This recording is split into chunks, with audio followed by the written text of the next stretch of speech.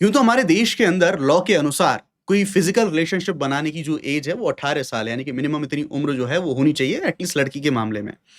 लेकिन वास्तविकता ये भी है समाज के अंदर, आप लोग जानते होंगे कि बहुत सारे लोगों में यानी कि जो किशोर होते हैं, 18 साल से कम के लोग होते हैं, उनके बीच में रिलेशनशिप बनते हैं और वहीं पर अब समाज की सच्चाई ये भी है कि लोग उन रिलेशनशिप को एक्सेप्ट नहीं करते।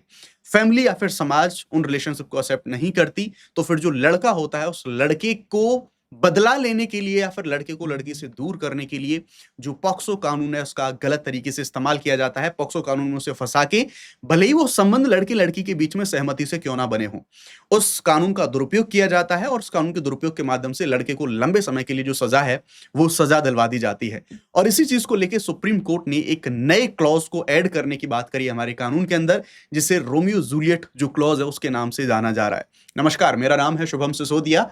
Let's crack UPSC CSE Hindi पर आप सबका बहुत स्वागत है। मैं आपको इस पूरे कानून के बारे में बताऊँगा, डिटेल से समझाऊँगा। मैं आपको बताऊँगा कि रोमियो जूलियट जो क्लॉज़ है, ये क्या करेगा, कैसे लड़कों की सुरक्षा करेगा, सरकार इसको अगर बदल देगी तो उसके क्या इम्पैक्ट होंगे और क्यों इसको ऐड किया जाना चाहिए कानून के अंदर। मैं सब तो कुछ बताऊँगा, लेकिन अगर आपके भी कुछ ओपिनियन हो तो ओपनली आप कमेंट सेक्शन के अंदर उनको ड्रॉप कर सकते हैं। चलिए शुरुआत करते हैं। सबसे पहले मैंने जो अभी चीज़ आपको बताई, उसका मैं आपको एक एग्ज़ाम्पल देना चाहूँगा। ये केरला का मामला है और केरला के अंदर कुछ दिन समय पहले एक जो केस है, वो केस निकल के आता है। केस ये था कि लड़का और लड़की उन दोनों के बीच में सहमति से एक संबंध बनता है और जो घरवाले थे, चूँकि घरवालों को वो जो रिश्ता था और वो एक रिलेशन नहीं, हमारे समाज में ऐसे बहुत सारे रिलेशंस पाए जाते हैं कि घरवालों को मंज़ूर नहीं, तो घरवाले लड़के के ऊपर पॉक्सो कानून लगवा देते हैं और लड़के की ज़िंदगी का एक सिग्निफिकेंट जो पार्ट है, वर्षों तक वो जेल के अंदर रहता है। कोर्ट ने यहाँ पर इस केस को रद्द कर दिया था और इसी चीज़ से रिलेटेड अभी जो हमारा सुप्रीम कोर्ट है, सुप्रीम कोर्ट ने इसी चीज़ के बारे में सरकार से बोला है। जो हमारे विधि सचिव हैं, उनको नोटिस भेजा है या फिर नोटिफ़ाई किया, उनको बोला है कि भाई आप जो पॉक्सो कानून है, उस पॉक्सो कानून में रोमियो जूलियट जो क्लॉज़ है उसको आप शामिल करो, क्योंकि जो सहमति से संबंध बनते हैं किशोरों के बीच में, उस चीज़ का मिसयूज़ किया जाता है, इस कानून का मिसयूज़ किया जाता है। ना क्या दुनिया के किसी भी देश के अंदर ये जो रोमियो जूलियट क्लॉज़ है, क्या वो पाया जाता है? तो आंसर है हाँ। कुछ जिन्हें प्रोग्रेसिव सोसाइटी के एग्ज़ाम्पल, मॉडर्न जो हमारा समाज है उसके एग्ज़ाम्पल, जैसे ऑस्ट्रेलिया बात करें, हम कनाडा के बारे में बात करें, तो इन देशों में, अमेरिका के बारे में हम बात करें, तो इन देशों के अंदर रोमियो जूलियट क्लॉज़ है, वो पाया जाता है कि अगर नज़दीकी संबंध वाले नज़दीकी ऐज वाले जो लोग हैं, अगर उनके बीच में सहमति से संबंध बनते हैं, तो उसे रेप नहीं माना जाएगा। क्योंकि देखिए, हमारे कानून के अनुसार ये अभी मामला है कि अगर 18 साल से कम की लड़की है, इवन भले ही 1 महीना कम ही क्यों ना हो और भले ही उसने सहमति से किसी अपने प्रेमी या फिर अपने किसी बॉयफ्रेंड वगैरह के साथ कोई रिलेशनशिप बनाए हों, तो वो जो व्यक्ति होगा, जो लड़का होगा, उसे रेप का अपराधी माना जाएगा पॉक्सो कानून के तहत। और पॉक्सो कानून की जो धाराएँ हैं या फिर ये कितना कठोर कानून है, इसको आप सब लोग यहाँ पर जानती हैं। आइए शुरुआत करते हैं। इस पूरे मामले को डिकोड करने की यहाँ पर हम कोशिश करेंगे। ना पॉक्सो जो कानून है 2012 का, इसका सिंपल सा उद्देश्य है कि बच्चों को यौन अपराधों से सुरक्षा देना। बहुत सारे कानून हमारे समाज के अंदर लाए जाते हैं, अकेला ये पॉक्सो कानून नहीं है, लेकिन उनका जो नेगेटिव साइड है, यानी कि जो उनके मिसयूज़ हैं, वो भी हमें देखने को मिलते हैं। चाहे हम पॉक्सो के बारे में बात करें, चाहे हम 498 ए के बारे में बात करें जो कि दहेज के बारे में है, चाहे हम SC/ST कानून के बारे में बात करें, इन सभी को सुरक्षा के लिए लाया गया था, लेकिन इनका मिसयूज़ होता है। अब मिसयूज़ होता है, इसका मतलब ये नहीं इन कानूनों को समाप्त कर दिया जाए। हमें जो इनके समय-समय पर जो कोर्ट के द्वारा कुछ डायरेक्शंस हैं, कुछ सजेशंस हैं, वो प्रोवाइड कराए जाते हैं, जिन पर हमें यहाँ पर नज़र डालनी होती है। नाउ हम देखेंगे तो जो पॉक्सो के बहुत ज़्यादा मिसयूज़ हो रहे हैं, उन पर चिंता व्यक्त करी गई कोर्ट के द्वारा और उन्होंने ये कहा कि अगर कोई रिलेशन दोनों की, लड़के-लड़की दोनों की कंसेंट से अगर बन रहा है, तो फिर उसको रेप की तरह क्यों माना जाना चाहिए, अगर वो 18 साल से कम उम्र का है और उनकी जो ऐज है, वो लगभग ऐज बहुत नियर बाई है। तो ऐसे में जो कई सारे जो परिवार हैं, जिनको ये रिलेशंस पसंद नहीं होते, जिन्हें वो स्वीकार नहीं करते, वो इस पॉक्सो कानून का भर-भर के मिसयूज़ करते हैं। इस चिंता को यहाँ पर जारी करा गया। अगर इसमें हम पॉक्सो में रोमियो जूलियट जो क्लॉज़ है, उस पर अगर हम ऐड कर दें, तो उसके क्या इम्पैक्ट होंगे? सिंपल सी बात। अभी हमारा पॉक्सो कानून, जैसा मैंने बताया, 18 साल से कम उम्र के लोग अगर रिलेशन बनाते हैं, चाहे सहमति से बने, तो उसे रेप के तौर पर माना जाता है।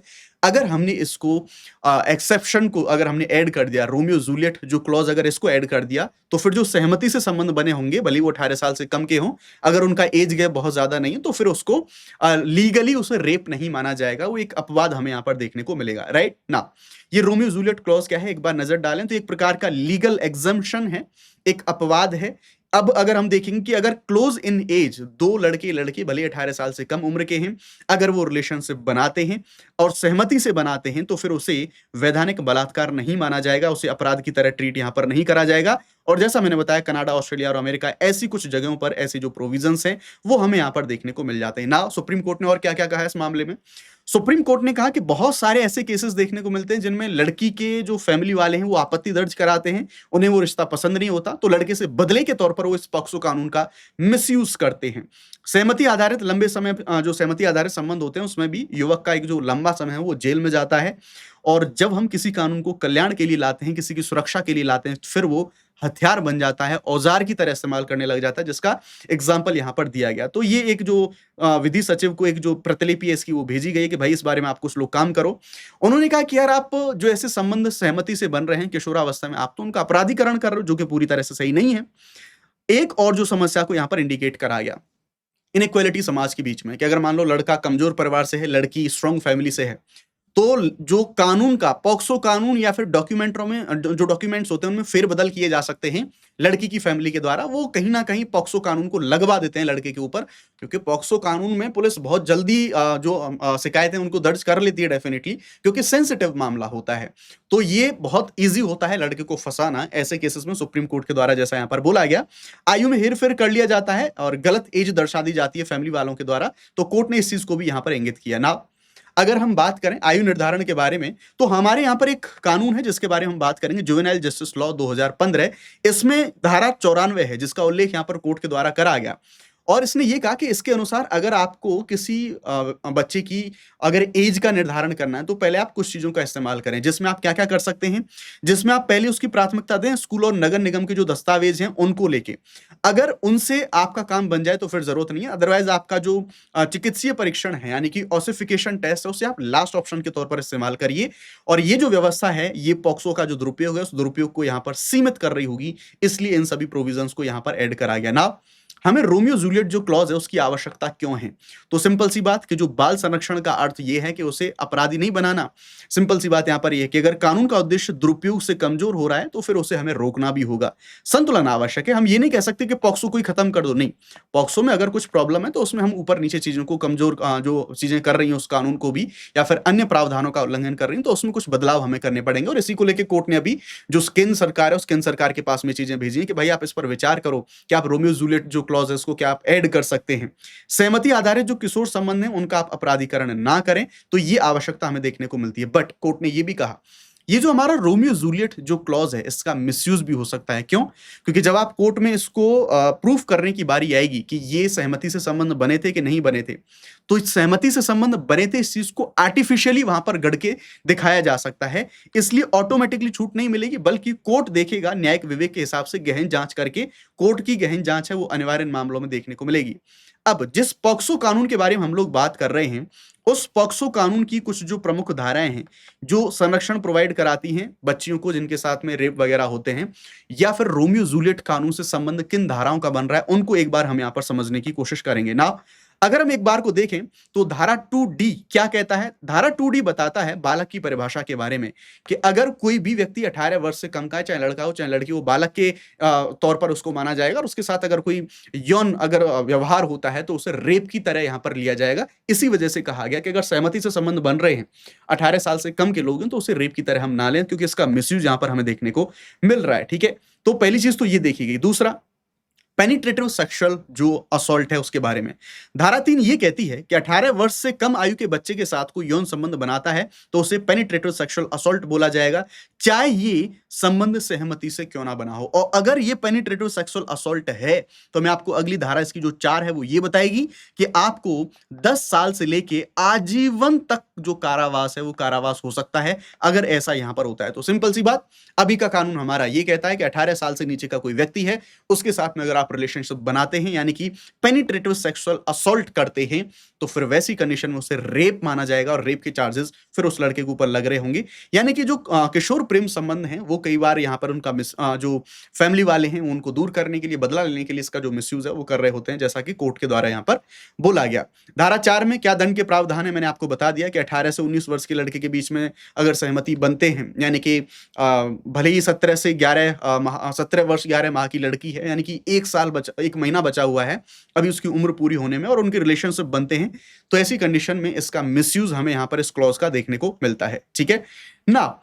एक मैंडेटरी रिपोर्टिंग का भी प्रोविजन यहां पर यह है कि पॉक्सो कानून में हमारी जो धारा 19 है वो ये प्रोविजन करती है कि अगर कहीं भी ऐसा कोई रेप का मामला बनता है तो उस मामले में चाहे स्कूल हो चाहे कॉलेज हो, उन सब की मैंडेटरी रिपोर्टिंग हमें देखने को मिलती है।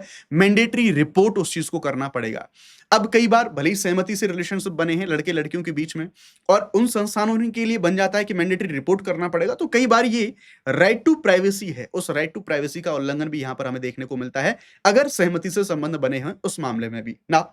दोष का अनुमान, ये जो धारा 29 है इसकी ये कहती है कि जो अगर किसी व्यक्ति के ऊपर आरोप लगे हैं पॉक्सो कानून के तहत, तो कोर्ट उसको ऑटोमेटिकली आरोपी मान के चलती है, दोषी मान के चलती है कोर्ट उसे। अब ये जो आरोप जिस व्यक्ति के ऊपर लगा है उस व्यक्ति को यह साबित करना पड़ेगा कि वो निर्दोष है। तो ये जो प्रोविजन है पूरे, ये सामान्य आपराधिक कानून के सिद्धांत से उलट है। अगर सहमति आधारित किशोर मामलों में ये प्रावधान युवकों को बहुत ज्यादा असुरक्षित करके लंबे समय तक जेल में डाल देते हैं ना। आयु निर्धारण के बारे में बात करें तो जो हमारा जुवेनाइल जस्टिस एक्ट 2015 है और इस एक्ट की धारा हमारी जो 94 है, ये कहती है कि अगर ध्यान रखेंगे कि इसमें जो आयु निर्धारण है, जैसा मैंने आपको बताया कि अगर आप पहले प्रायोरिटाइज करें जो डॉक्यूमेंट हैं पहले एज के लिए, कि चाहे नगर निगम या फिर स्कूल उन्होंने जो इशू करे हैं, बाद में आप एंडिंग में एक अंतिम विकल्प के तौर पर जो मेडिकल टेस्ट है उसके माध्यम से आप चीजों को जो टेस्ट है या फिर जो एज है उसका निर्धारण आप यहाँ पर कराएं। राइट ना। अब हम बात करते हैं कुछ जरूरी जानकारियों के बारे में। अगर आप लोग अनअकैडमी के साथ जुड़ना चाहते हैं तो अनअकैडमी का 17 तारीख 2026 9:30 बजे और दोपहर को 2:30 बजे एक all India UPSC CSE prelims mock test होने वाला है, जिसका लिंक आपको इस वीडियो के डिस्क्रिप्शन में मिल जाएगा।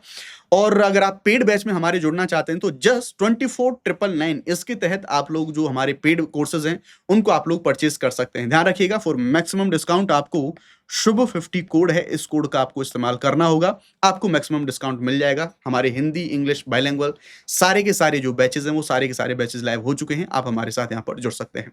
Thank you very much. आप अपनी जो राय है वो कमेंट सेक्शन में दर्शा सकते हैं। Thank you.